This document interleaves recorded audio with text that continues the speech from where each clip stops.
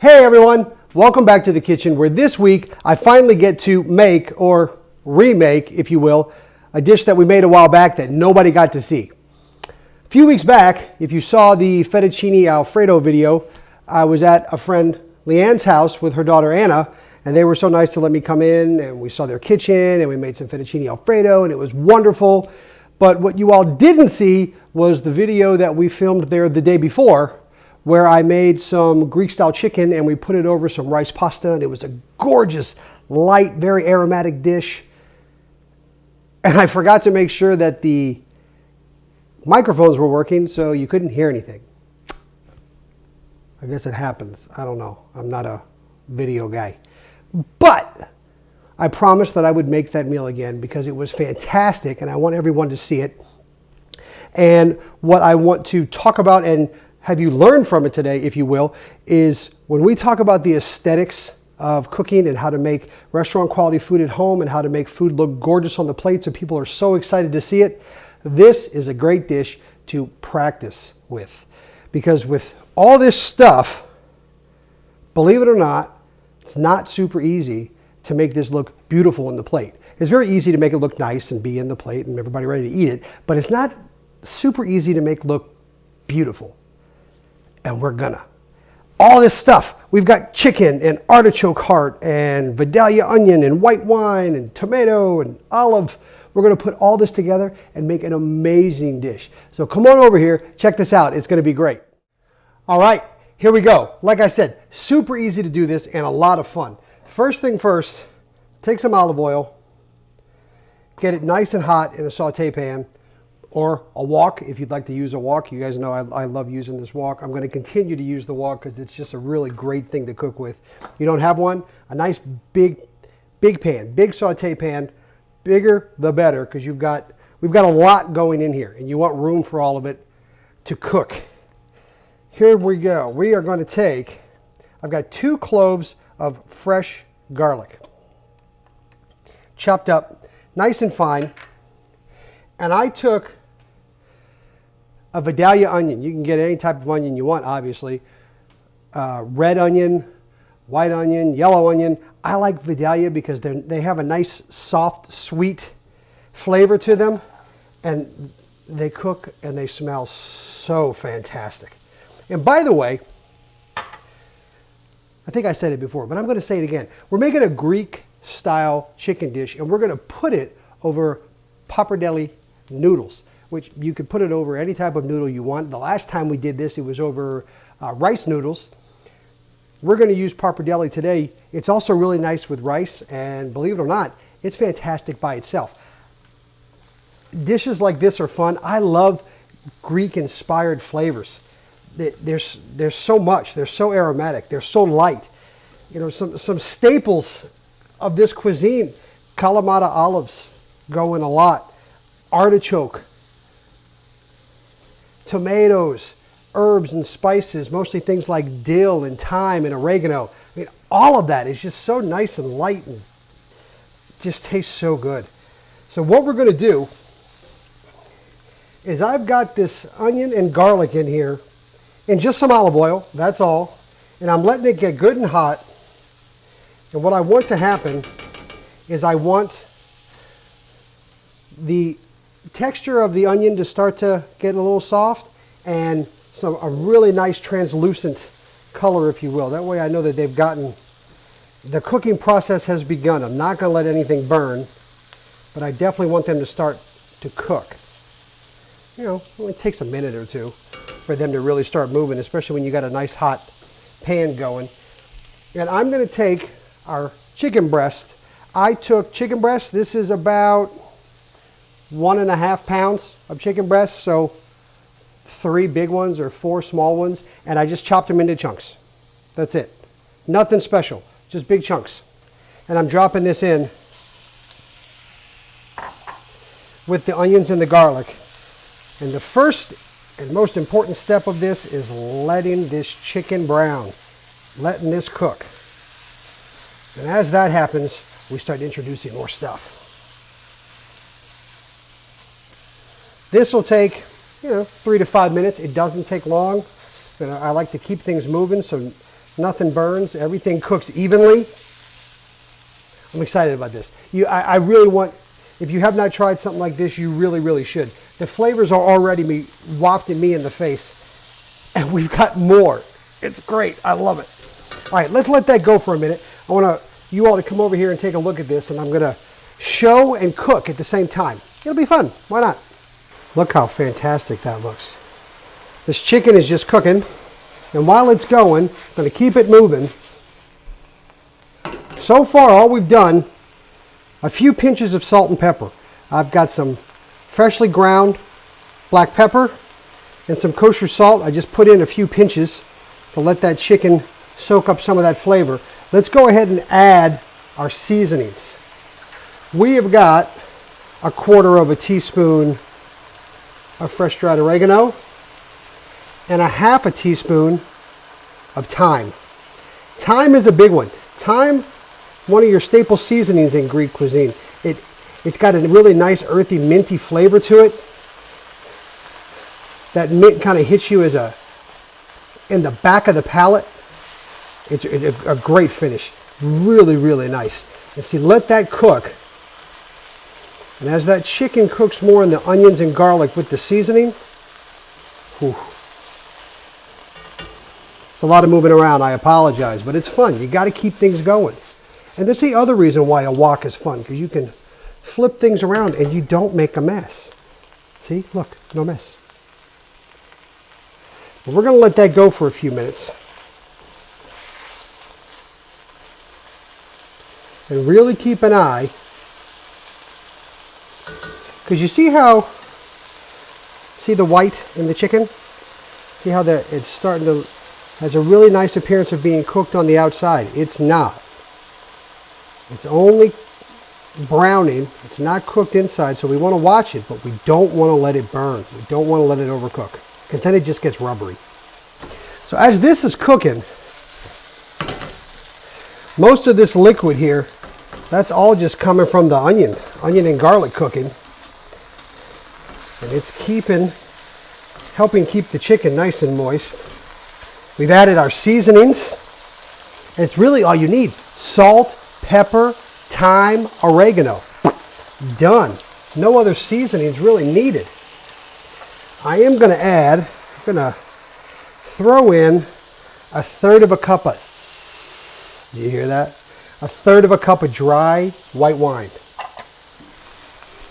Ooh, yeah. You know, I was a big red wine drinker. I wasn't a big white wine drinker, but I always loved the way white wine smelled. I love the way it smells, especially when it's cooking. Oh, it's strong, it's potent, it's got a not a bitter but a tart flavor. Really good. Oh, fantastic.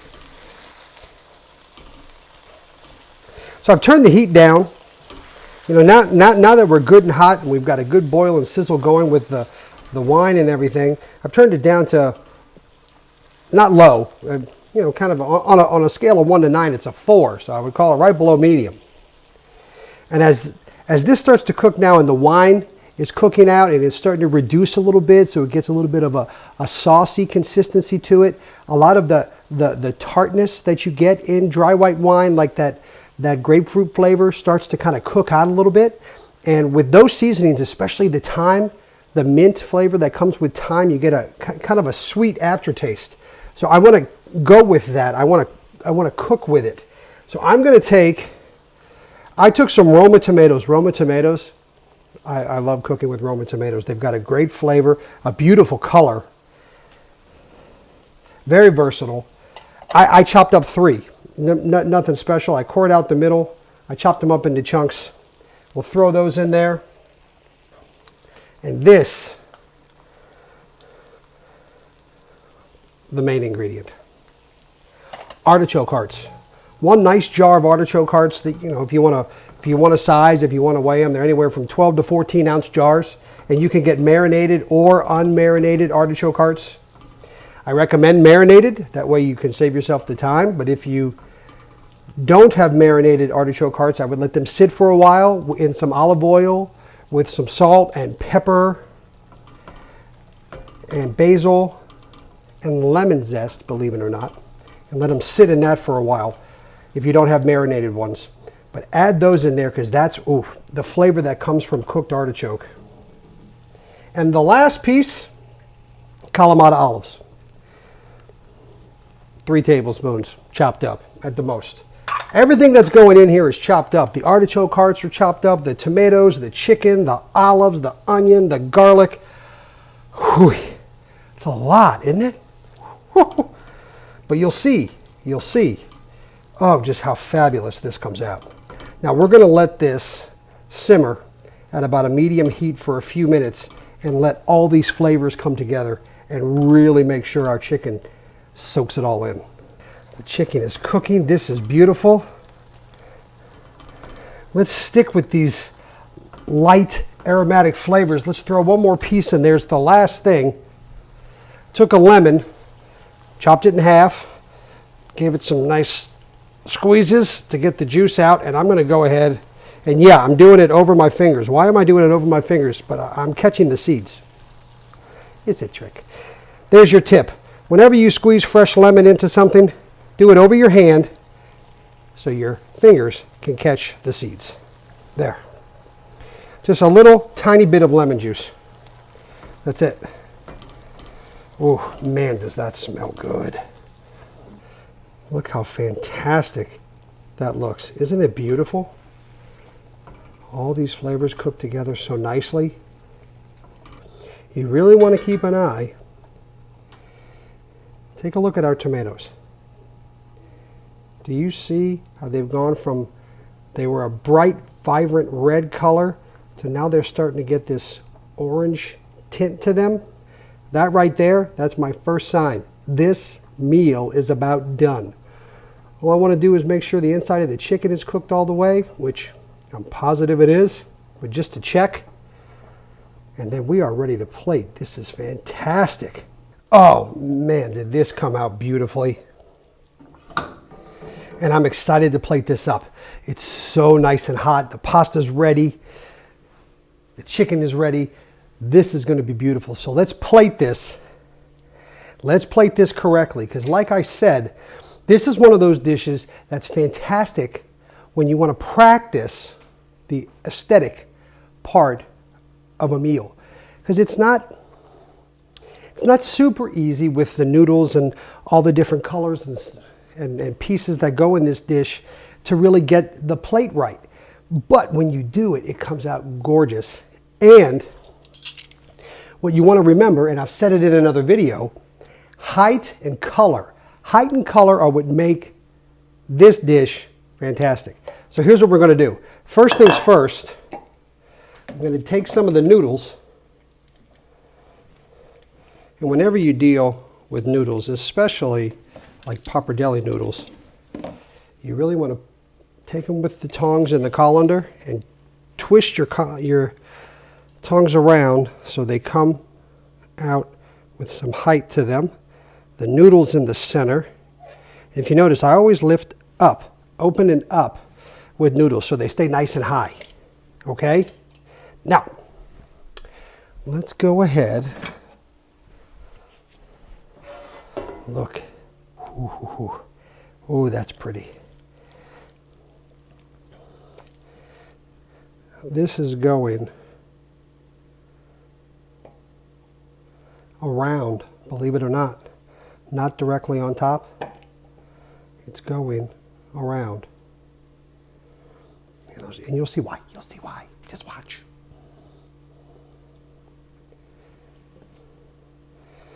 Make sure we get some of that. I like all the colors. So I want the tomatoes, the olives, the artichoke. There. The two final touches for something like this. Always wipe your plates. You ever do that? When you're giving food to somebody else? Always wipe your plates. So,